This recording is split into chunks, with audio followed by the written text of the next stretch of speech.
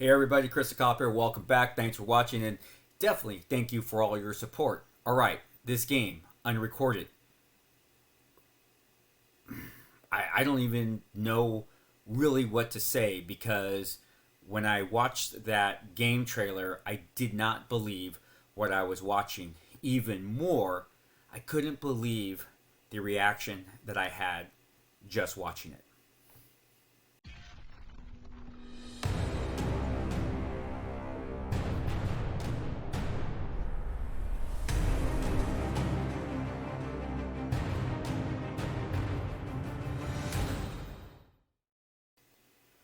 Welcome back, ladies and gentlemen, boys and girls. All right, Unrecorded. It seems to be the buzz right now in the gaming world. So many YouTubers and streamers are talking about this game. One of the channels that I appear on, Gameology, they even did their own video. But I was like, I want to talk about this game because as a real police officer, it was, to say the least, it was like, I guess my first reaction was disturbing. Not that I wouldn't play this game, but it was the very fact that for the first time playing a police game, because on my channel I play SWAT 4, Ready or Not, Zero Hour. None of those games have made me feel the way this game trailer made me feel.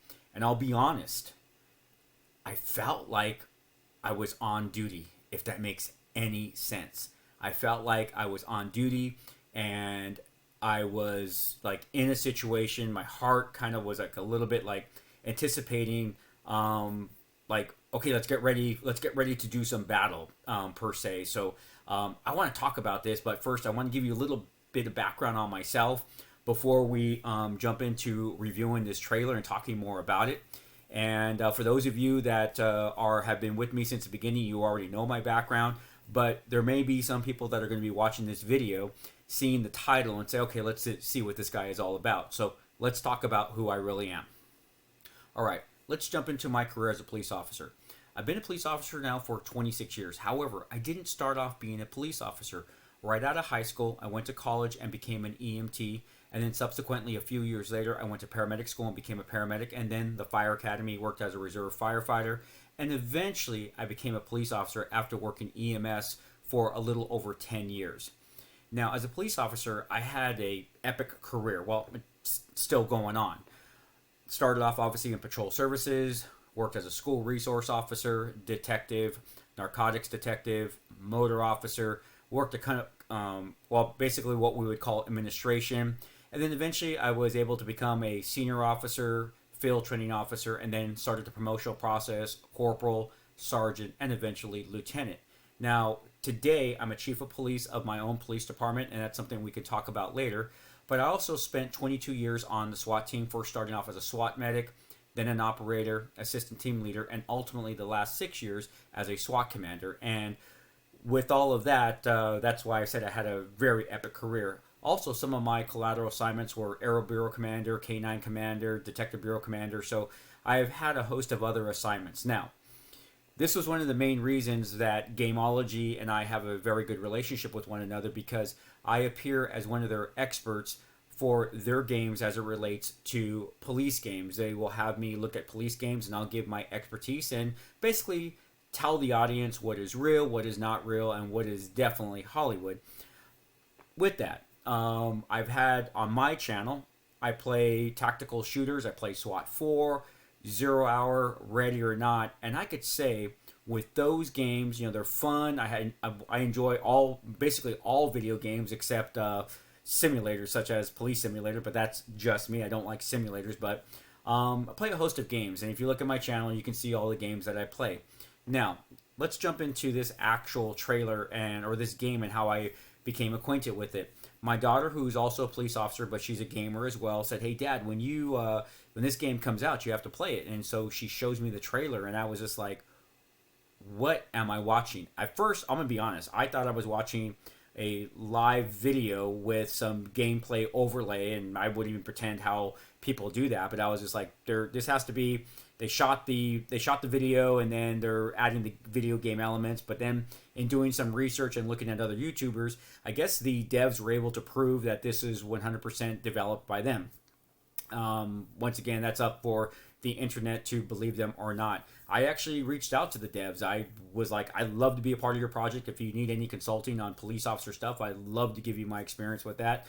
They did respond back saying that they don't need anything right now, but I would be there, because I'm going to tell you, in this trailer that I saw, this was one of the first times that I could truly say I had a physical and psychological response like, whoa, I literally felt like I was really in that foot pursuit. And it was almost funny because right away you're almost like trying to take those angles and stuff like that. And it was just, so when this game comes out, I don't even know what to really expect off the gameplay. Now, the only parts, and we'll talk about those in a bit, there were some issues I had with the way they were playing the game, because one of the things that I was kind of hoping the devs would get right is the scenarios that they put you in as a player. If they're giving you a game that you get to finally be that first-person police officer and we're watching your body cam footage, then they have to give you realistic scenarios. Because if they don't, then once again, we're going to have this perception of law enforcement that is not real. Well, yes, I do know that there has to be exciting parts to this, but dependent on what their goal is for the game will be really dependent on, I guess, what kind of scenarios they make. So let's start taking a look at this trailer. Once again, I just kind of wanted to give you my background, and then let's take a look at this trailer and together, and let's talk about a little bit what I liked and what I didn't like, and probably why I got that reaction. And yes, I wore a body cam. We wore body cams the last couple of years that I was there, and body cams have now become the industry standard. That's another issue. Do you like them? Do you not like them? I can honestly say that I was not a fan of body cams. I was like, ugh, body cams. But after seeing all the good that comes from body cams, I am all for body cams. And I think a lot of officers that we had some misperceptions about them. And then as we got to see what they did for us, it was like, yes, we like them. And there's actually, when officers, their body cam would break, they would immediately come and get a new one because they wanted to have their body cam. So that's actually a good thing. So let's jump into this. Let's jump into this trailer. I'm kind of excited. It's a short trailer, but I do want to talk about it. Okay, so let's just start by looking at this. This looks real. And I'm just totally really like, I guess I'm just blown away that this is an actual game rendering. But all right, let's keep watching it now. So he's walking up, and that's his typical gameplay. Okay, loading the gun, loving it, and going in. Okay, so right here, just right off the bat, I'm just kind of like wow. I'm getting that sense, I want to start clearing the room. I want to start with that right side. Quickly sweep, get out of the fatal funnel, get to one of the sides so I can actually protect myself, put my back up against the wall, and then continue the suspect search. Now, in reality, we would not be searching by ourselves. Now, there could be police agencies that, this is what they have to do. I just have never worked for one. I've only worked for two, but I have not worked for one where we do searches by ourselves. We always do searches in pairs, and if there's more officers, the better. But this is a game. I get it, so we're just going to go with it at this point in time. I have to ask myself, why would you be searching this warehouse by yourself? What did the person do? Are we going after an armed suspect? Or is this just like a trespassing call? So the police mind of me is like, okay, so why are we here? But we're just going to assume that we're looking for a bad person. And we're walking along, and it's just one of those things where, okay, walking, and just like I said, you're just kind of like, I'm like, want to, do different things. Not bad. Okay, and there we go. Okay, so I got to talk about that right there. Right there, seeing that person run. Even watching it right now, my heart was like a quick jump, because part of me is just like, oh, let's go. It's just that perception that you're seeing this. It's just like, you're right there, and that's what I love about this game. This game is going to be visceral for me. It might even be tough to play it a little bit, and people are like, it's just one of those things, because you got to remember, we're always hyper vigilant at work. And, from the time that we get, out of our car and, our head's already on the swivel, we're looking around because that's the danger point. We got to get into the station where it's safe. And then think about this. When the police officer gets to work, they go into a locker room and they're putting on a bulletproof vest. I mean, that itself is like, wow. And then you're putting on this Batman utility belt with a gun. And it's just like, this is what they do every day. And there's actually studies that have been done that show that a police officer goes under a certain amount of psychological stress just by getting ready for work. And then you go to your briefing, and then after your briefing, you head out to your patrol car, you get your patrol car ready, and then the minute you leave that gated parking lot, your head's back on the swivel again, because now it's game time. Now you know for the next 12 and a half hours that you are going to be unsafe and you're going to be in a stressful situation, and you have to remain hypervigilant. And that does not end until typically you get home, which is about 16 or 17 hours later. And there's a host of studies done out there about all of what this does to a police officer, both physically and mentally. But we'll maybe talk about that when this game first comes out. But let's go on and keep watching this gameplay. It's chasing them. I love it. I love it. And then boom, we get into a shoot situation. Okay, so right off the bat, let's talk about it. Yes, I have been in this type of situation, not per se this one here, but having bullets whiz by you, knowing that someone is trying to take your life is just one of those things. And as much as I could talk about it right now, I don't want to do that. I have talked about it in previous Gameology videos, as well as my videos on my own channel. But this is, like, for me, this was wow right here, this wow factor. And once again, I don't even know how this game is going to move forward with ratings. And, even as YouTubers, I mean, are we going to be able to, or I should say streamers, are streamers going to be able to stream, or is this going to be considered like, something that we are not going to be able to show because it's going to be banned on both Twitch and YouTube and other streaming platforms? I don't know. I guess the jury's out, and we'll wait to see what happens. All right, here we go again.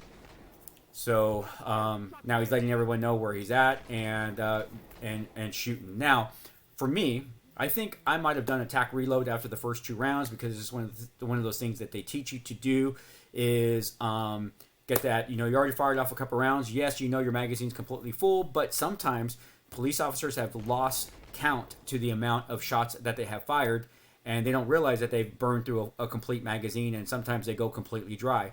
So the training is to do a attack reload to make sure that you have a full magazine in that gun. So if there's other dangers like in this game, obviously we're continuing the search.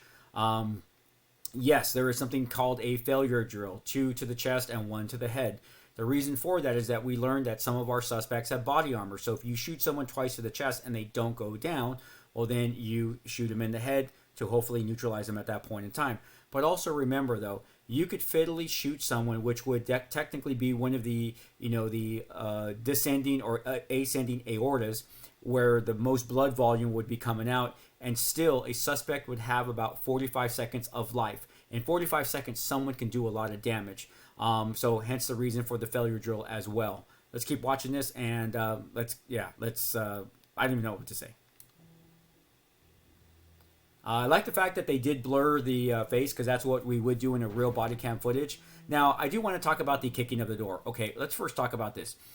People have heard me talk about this in in my games, especially with the tactical games of kicking of doors. We don't kick doors. You're going to hurt your knee. Now, there's a donkey kick or a horse kick where the operator will put themselves backwards against the door and then back kick it, which is not going to hurt your knee. But generally, you have to look at the door. In this recording here of this body cam, this is a metal frame door. That door is not going to give way. I was in a hostage rescue, and our breacher as well as our team leader kicked the door to try to open it, and it failed. We had to use a ram to get into the door because the metal frame was not going to give way. Wood doors with wood frames, especially weaker wood frames, are definitely going to give way, and you see that in the movies all the time. But generally, I've been taught never to kick a door because you can actually mess up your knee, and I know people that have done so. So with this, though, a metal door, not going to do it. And you're going to probably try the lock anyways. If you have a partner, your partner's going to open that door for you. Going to try the knob, but if you're by yourself, then obviously you got to take your unshooting hand and open it up yourself, while making sure you try to keep that shooting platform as you enter that doorway. And you got to get out of that doorway as quick as possible, because that is what the fatal funnel is. Okay, using the light. I love the light discipline. Good idea. This is like right there. This is spooky. I've been in this type of situation where you're going up and all you have is what is lit up with your flashlight. And, you know, this right here is a little tough too, because it's just kind of like you got the shots going, not really kind of know where they're coming from. And here you go, trying to take some coverage. So it's kind of like, wow, you know, you're just kind of like on that move type of thing. And I'm really loving it. Loving the tack reload there. Let's get back into the game. Now, is this game going to have rifles? I wonder, because in this situation, while searching, I would love to just have a rifle. A rifle as a better tool, because you got to also talk about the distances of, you know, how effective your handgun is as opposed to a rifle. Most officers these days have some type of long rifle. Where I came from, patrol had M4s, SWAT had the 6-hour MCX. I would prefer to have an M4 in this situation, or at least a rifle in this situation, and then use my handgun for close quarters combat. But we'll see if the devs add this part to it. But look at this. This looks all realistic. I mean, obviously there's some parts where it doesn't.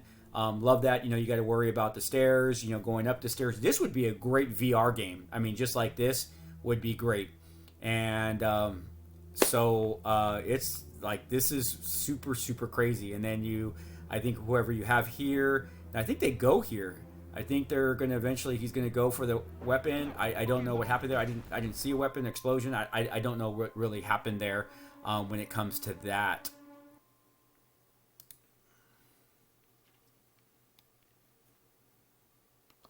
Sorry about that. So yeah, it's like, you know, what to think. This game looks crazy. It looks super duper realistic. As a police officer, I could tell you the way they captured, you know, going through a building and what you see, and, you know, the light discipline. They're doing a great job so far. I would love to see some realistic scenarios of, you know, I just don't want to have a game where you shoot somebody just because. I want there to be something that gives that realism, that they're shooting at you. Maybe they're about to take a hostage. They pose a threat to public safety. That would be neat to see something realistic like that. I also think, though, that if we're watching some body cam, maybe they got to throw in like the stuff that you'll see, like if you watch YouTube videos and they're showing the body cam footage of officers, that they do all the little side thing. But maybe that'll be an option for an overlay on the screen type of stuff. But I am looking forward to when this game comes out. Like I said, I reached out to the devs, and it's something that I do. I've actually had devs reach out to me. 0 Hour devs in Bangladesh reached out to me, M7 Productions. I talked with the devs from Ready or Not. The main writer is off in Australia, and when he comes back, I'm supposed to go down to San Diego and meet with him and a couple of the other people. I have worked with the devs from Police Simulator. So these are just some of the things I'd like to do, because I really want to see more realistic tactical games that kind of give you, the player, the realism that I get to experience as a police officer. Yeah, that's it. I'm sure we're going to see more stuff on Unrecorded, and as it comes out, I'm going to definitely talk about it more, just like we did with Ready or Not. And hopefully one day when it comes out, I'll give you that perspective of what I like about it and what I don't like about it. And then what's just pure Hollywood. Once again, as a gamer myself, I realize that these games have to have a certain element in there, that they can't just be totally realistic, because in reality, you would have a game where 80% of what we're doing is paperwork and 20% is the foot pursuits, car pursuits, and all that type of stuff. So, and I don't think really people realize that, you know, we do a lot of mundane stuff as a police officer, and it's just that little fraction of stuff that happens in between all that paperwork that is where the fun stuff is. And that truly is fun. It is truly fun to be in a foot pursuit. It's truly fun to be in a vehicle pursuit. You know, I think one of the best vehicle pursuits I had was on the freeway chasing some jewelry robbery, and we were over 110 miles an hour, and it was just crazy. They're throwing the jewelry out onto the freeway. It ends at a mall. The mall gets shut down. Just a freaking awesome call. I've been in the pursuit of a bank robbery suspect. So for me, these are all fun things, you know, especially foot pursuits, hopping over walls, all that type of stuff. Not that I'm a little older now, so it's a little tougher to even do those things. But back in my young years, yes, I got to do all that cool stuff. But anyways, all right, I digress. Thanks again, ladies and gentlemen, for joining me. I hope you like this little reaction video on Unrecorded. Once again, I'm looking forward to it. Let me know in the comments down below what you think, and let's hit some like buttons. And if you're not a subscriber, okay, subscribe, and you get to see a real police officer playing video games and talking all things nerd. And yeah, that's it. All right, ladies and gentlemen, take care of yourself, take care of one another. We can make the world a better place by just helping one person at a time, and that could be with a simple smile or just a nice comment.